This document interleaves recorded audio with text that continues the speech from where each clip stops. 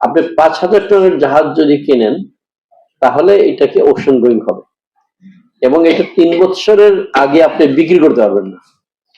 তো এটা কেমন কথা? আমি যে বিষয়গুলো বলবো এগুলো very specific to the industry যেটা আমরা ডিল করছি। তো এগুলো আপনাদের জানা উচিত। প্রথম, বাংলাদেশের ওশন গোয়িং শিপ যাতে বাজারে টিকে থাকতে পারে সেই জন্য 1982-তে এরশাদ সাহেবের সময় একটা অর্ডিন্যান্স হয়েছিল, যার নাম হয়েছিল ফ্ল্যাগ প্রোটেকশন অ্যাক্ট। অর্থাৎ এই ফ্ল্যাগ প্রোটেকশন অ্যাক্টের আন্ডারে বাংলাদেশি জাহাজগুলো এটলিস্ট 50% কার্গো প্রায়োরিটি পাবে। কিন্তু এই দীর্ঘদিন যাবৎ এই অর্ডিন্যান্স থাকা সত্ত্বেও কেউ এটা মানতে চায়নি। কোন বাংলাদেশের জাহাজ দেশে বা বিদেশে 50% কার্গো পায়নি। পরবর্তীকালে এই জাহাজ এই জিনিসগুলো একবার মনে হলো যে সরকার ঘোষণা করলো যে মার্শালের আন্ডারে যতগুলো আইন হয়েছে সেগুলো রহিত করা হবে। তখন আবার নতুন করে সেই আইন, ফ্ল্যাগ প্রোটেকশন আইন করার জন্য আমরা সবাই মিলে, DG shipping, ministry of shipping, stakeholders, আমরা সবাই মিলে কাজ করলাম, করে একটা নতুন করে একটা আইন করা হলো, বাংলাদেশ ফ্ল্যাগ প্রোটেকশন আইন। এই আইন করার পরে সেটার উদ্দেশ্য কি, যে বাংলাদেশের যতগুলো জাহাজ হবে তারপর শিশু, মানে ওই অর্থে বাংলাদেশে একটা শিশু ইন্ডাস্ট্রি, কিভাবে তাকে এগিয়ে নেওয়া যায়। তো সেটা করার পরে আমাদের যখন আমরা অনেক কাজ করেছি, করার পরে যখন পার্লামেন্টে গেল তখন এবং পাশে আসলো, তখন আমরা দেখলাম একটা অদ্ভুত ব্যাপার ঘটেছে। সেখানে লেখা আছে যে সরকারি অর্থে ক্রয়কৃত পণ্য পরিবহনে সরকারি পতাকাবাহী জাহাজে পরিবহন করতে হবে।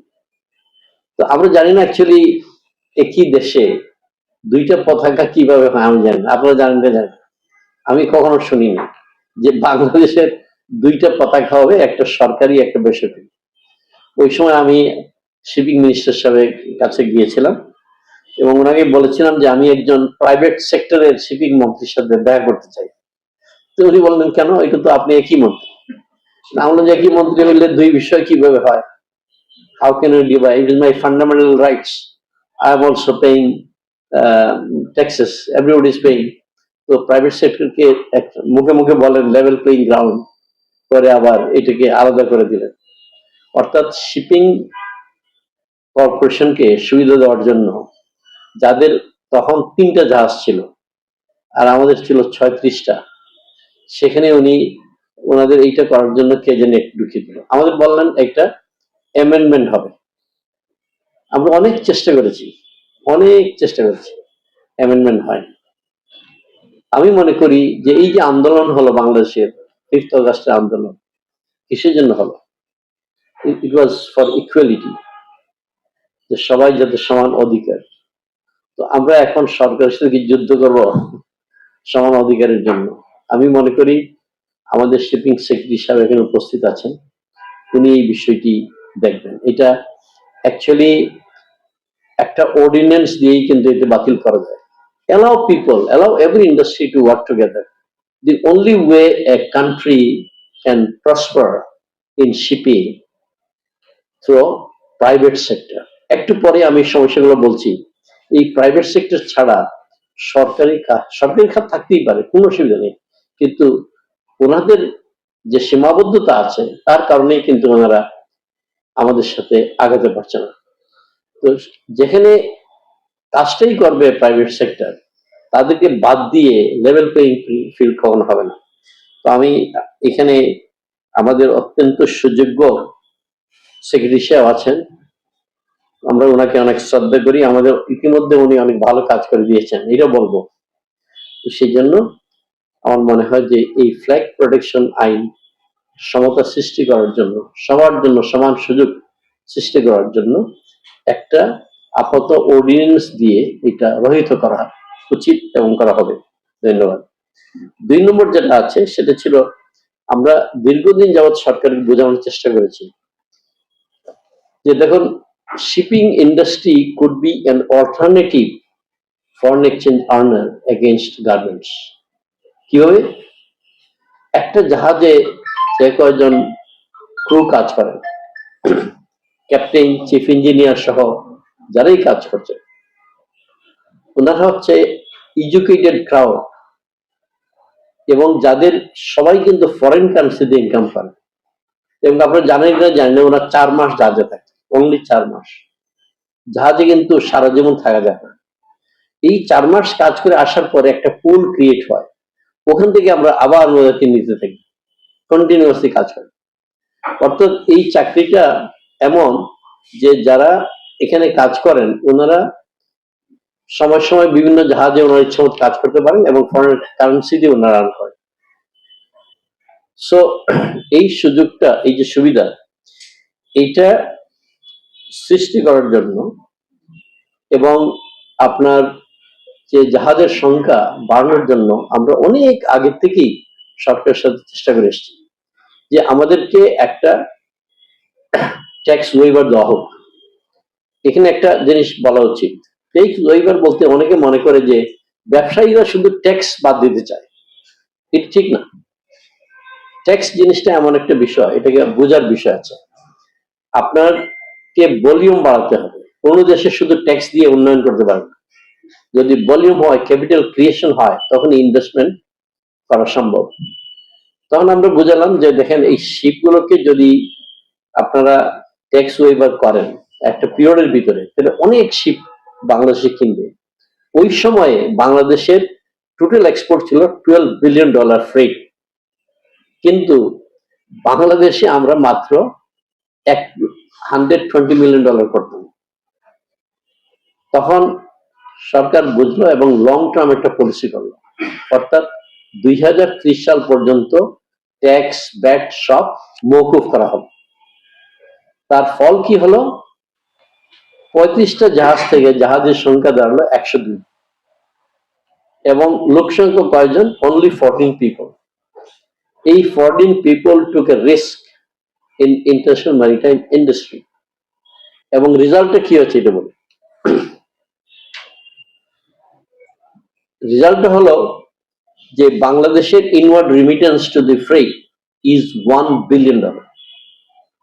বাংলাদেশের সি ফেয়ারার যারা জাহাজে কাজ করেন, ওনারা এত কাজের সুযোগ পেল বিভিন্ন দেশে, আমাদের দেশ ছাড়াও, ওনাদের রিমিটেন্স হচ্ছে $700 মিলিয়ন। সো আমাদের $1.7 বিলিয়ন রিমিটেন্স আসলো, অথচ হঠাৎ করেই ইন্টারিম গভর্নমেন্ট আমাদের এইগুলো সব ক্যান্সেল করে দেবে। তো এটা ক্যান্সেল করে দেওয়ার পরে 14 জন লোকের $3.5 বিলিয়ন ইনভেস্টমেন্ট, নারী যোগ, এবং আমাদের সাথে অনেকগুলো ব্যাংক রাস্তায় বসে যেত। তখন আমরা এটাকে অনেক লবিং করেছি, এবং লবিং করার পরে বোঝানোর চেষ্টা করেছি। এবং I must thank the press. আপনারা যারা প্রেসে আছেন, আপনারা লেখালেখি করেছেন, পত্র পত্রিকায় অনেক এসছে, এটার এত লেখালেখি এসছে, আমার মনে হয় আর কোনো বিষয় এত লেখা হয়। এবং এখানে আমি দৌলতের কথা বলবো, উনি নিজে কথা বলেছে, নিজে গিয়ে নিজ থেকে উদ্যোগে কথা বলেছে এনবিআর চেয়ারম্যানের সাথে, বলছে এগুলো কেন করলেন। শুধু তাই নয়, আমরা অর্থ উপদেষ্টার সাথে কথা বলেছি, ওখানে এনবিআর এর চেয়ারম্যান ছিল, বলে যে ভুল করছে। তাহলে ভুল করলে এখন শুদ্ধ করেন, বলে যে না আমরা IMF এর সাথে কথা বলতে হবে। আমি বলছি IMF এর সাথে কথা বলেন, এখানে বাংলাদেশ সরকারের একটা টাকাও ইনভেস্টমেন্ট নাই, বাংলাদেশ সরকারের $1 ইনভেস্টমেন্ট নাই। তাহলে আমরা জানি প্রসিজিওরটা কি। আমরা প্রাইভেট সেক্টর যখন জাহাজ কিনি, তখন আমাদের ফ্রেট থেকেই আমরা 10% অ্যাডভান্স করি, তারপরে বাকিটুকু আমরা কিভাবে দিই? বাকিটুকু আমরা এসক্রো অ্যাকাউন্টের মাধ্যমে পেমেন্ট করি আমাদের ফ্রেট থেকে। তাহলে বাংলাদেশ সরকারের কোনো টাকা পয়সা, ফরেন এক্সচেঞ্জ এক্সপোজার নাই, বিনিয়োগের কিছু নেই, আমরাই করছি বিনিয়োগ। এবং যখন জাহাজের সংখ্যা বাড়বে, একটা অ্যানুয়ালাইজ ট্যাক্স অটোমেটিক পাবে। এখানে যে ভেন্ডার্স হবে, billions of vendors will get engaged, তাদের যে অপারেশন হবে, কাজ হবে, এগুলো কিন্তু কারো মাথায় তখনো আসেনি বা আসে নাই। তো এটার উপরে অনেক কাজকর্ম করার পরে আই মাস্ট থ্যাংক আমাদের সেক্রেটারি শিপিং। উনি একটা ইনিশিয়েটিভ নিয়েছেন ডিজি শিপিং ইনিশিয়েটিভ নিয়েছে, আমরা নিজেরা নিয়েছি, এবং আলটিমেটলি 7.5% যেটা নতুন করে ইম্পোজ করা হয়েছিল ভিএটি, এটা ওয়েভ করা হয়েছে। এটা খুশির খবর, এবং আমরা একটা মেজবান করছি, আপনাদের দাওয়াত দেব সবাইকে। মেজবানের উদ্দেশ্য হচ্ছে একটু দোয়া, একটু দোয়া করতে চাই যে সবার শুভোদয় হয়েছে। 9 তারিখ, আগামী মাসের 9 তারিখে হবে আর্মি গলফ ক্লাবে, আমরা দাওয়াত দিব, আমি আপনাদের প্রেজেন্স দিব, আপনারা সবাই আসবেন। আচ্ছা, এটা সবার কাছে মনে হচ্ছে এত পরিশ্রম হয়েছে যে সবার কাছে আমরা একটা সিন্নি করি।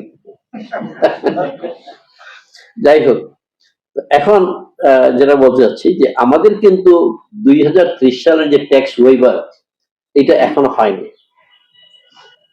তো আমি সেক্রেটারি সাহেব এখানে আছেন শিপিং এর, ওনাকে বলবো যে এই বিষয়টা আপনি একটু দেখবেন। আমাদের এটা খুবই প্রয়োজন এই ইন্ডাস্ট্রির জন্য। আচ্ছা, আরেকটা জিনিস, আরো দু একটা জিনিস আছে যে আমি এখন গুলো সমস্যাগুলো বলছি। একটা হচ্ছে যেটা, যে কোনো জাহাজ যখন আপনি কিনবেন, আপনি মিনিমাম আপনি 5,000 টনের জাহাজ যদি কেনেন, তাহলে এটাকে ওশন গোয়িং হবে, এবং এটা 3 বছরের আগে আপনি বিক্রি করতে পারবেন না। তো এটা কেমন কথা? আপনি একটা গাড়ি কিনছেন, আপনি 1 বছর পরে বেচে দেন, আমার ভালো লাগে নাই বা কাজ করে না, এটা আটকে রাখার কি আছে আমি জানি না। এই সমস্ত কারণে বাংলাদেশ সবসময় পিছনে আছে, আমি কেন জানি না, এগুলো অদ্ভুত একটা জিনিস। কোনো কেরানি সাহেব লিখে দিয়েছেন, এতদিন নিয়ে আসছে, এটা 3 বছর পরে বেচতে হবে। আমার জিনিস আমি বিক্রি করবো, আমার পছন্দ না, I will bring a more efficient person. এখন যে কাজটা হচ্ছে, অটোমেশন আসছে, আমি এর পরবর্তীকালে আসছি, আমাকে একটু সময় দিবেন। অটোমেশন আসছে, কিভাবে জাহাজ চলবে, হাউ ইফিশিয়েন্টলি শিপ উইল রান, তার উপরে ডিপেন্ড করছে। তাহলে আমি পুরনো জাহাজ কিনে আমি রাখবো কেন? আমার সুবিধা হচ্ছে না, ইকোনমিক আমার যে আউটকাম ছিল, যে রিটার্ন চাচ্ছি, সেটা আসছে না, আমি এটা বিক্রি করে দিই। আর সবচেয়ে মজার যেটা হলো, আপনার জাহাজ যদি হয়, এই আপনার জাহাজ যদি আপনি বিক্রি করতে চান প্রাইভেট সেক্টর, তো আপনার মিনিস্ট্রি অফ শিপিং যেতে হবে। তো মিনিস্ট্রি অফ শিপিং এটার পারমিশন দিবে। আপনি শুনেছেন দুনিয়ার কোন জায়গায়, পৃথিবীর কোন জায়গায় আছে যে মিনিস্ট্রি অফ শিপিং একটা প্রাইভেট সেক্টর জাহাজ বিক্রি করার অনুমতি দিতে হয়? সেটা সরকারি শিপ থাকলে আপনার অনুমতি নেন, বিএসসি শিপ নিয়ে যান, প্রাইম মিনিস্টার পর্যন্ত নিয়ে যান, কোনো অসুবিধা নেই। আমরা তো প্রাইভেট সেক্টর, আমাদেরটা কেন যাবে? তো এই যে সময় ক্ষেপণ করা, জাহাজ তো বিক্রি হয় কিভাবে ওইটি জানতে হবে, ওইটার জন্য একটা সেমিনার আলাদা হওয়া উচিত। জাহাজ বিক্রি কিনির বিষয়টা খুবই ইন্টারেস্টিং। জাহাজ বিক্রি কিনি হচ্ছে একটা এসক্রো অ্যাকাউন্টের মাধ্যমে, এটা একই দিনে বা 2 দিনে বা 3 দিনে নেগোসিয়েট হয়। এটা যদি 3 মাস সময় লাগে পারমিশনের, ওই বায়ার তো চলেই যাবে। বায়ার কি বাংলাদেশের জন্য ওয়েট করবে যে ওরা এসক্রো অ্যাকাউন্টটা কি করবে না করবে ফিক্স করবে? এবং এতদিন কি হতো দেখেন, অদ্ভুত ব্যাপার, যে কোনো বাংলাদেশ শিপ বায়ার, সে এলসিটা দিতে হতো আরেকজনের কাছে, যার কাছে এলসি দিবে সে তো শিপের বিক্রেতা না, সেই টাকাটা নিয়ে যদি মেরেই দিত, তাহলে তো বাংলাদেশ করার নাই। তো শিপ অন্যরা এইভাবেই চলছিল এতদিন। তো আমরা এবার চেষ্টা করছি ইম্পোর্ট নীতিতে যাতে এসক্রো অ্যাকাউন্ট সিস্টেম থাকে। Escrow account is basically buyer and seller দুইজনের অ্যাকাউন্ট থাকে, কেউ অপারেট একজন করতে পারে না, দুইজন করে। এটা জাহাজটা সোয়াপ হয় এগেইন দ্য ফান্ড, এখানে রিস্ক ফ্রি। আচ্ছা, এবার আসি ইন্টারন্যাশনাল সাইডে। এবার একটু প্রসপেক্ট কিছু বলি, নাহলে তো মনে হবে শুধু সমস্যাই বলছে। প্রসপেক্ট হচ্ছে, এটা একটু আগে বলেছি যে কি সুবিধা হচ্ছে আমাদের। এজ অফ নাও আমাদের টোটাল ফ্রেট হচ্ছে 12 বিলিয়ন, কিন্তু অনেকগুলো ফ্রেট আমরা জানি না, বাইরে সলিসিট হয়, এগুলো মিলিয়ে আমাদের ধারণা 14-15 বিলিয়ন হবে, out of which we are only doing about $750 million by our own ships. বাংলাদেশের যতগুলো জাহাজ আছে, ফ্ল্যাগ প্রোটেকশনের কোনো কোনো সুবিধা পায় না, শূন্য পায় না। এবং কেন পায় না, এইটা নিয়ে আলাদা একটা সেমিনার করেন, যে ফ্ল্যাগ প্রোটেকশনের কারণে কেন সুবিধা পাচ্ছে না, এটা নিয়ে অনেক আলোচনা হবে, অনেক সময় নষ্ট হবে, আমি আরেকদিন বলবো।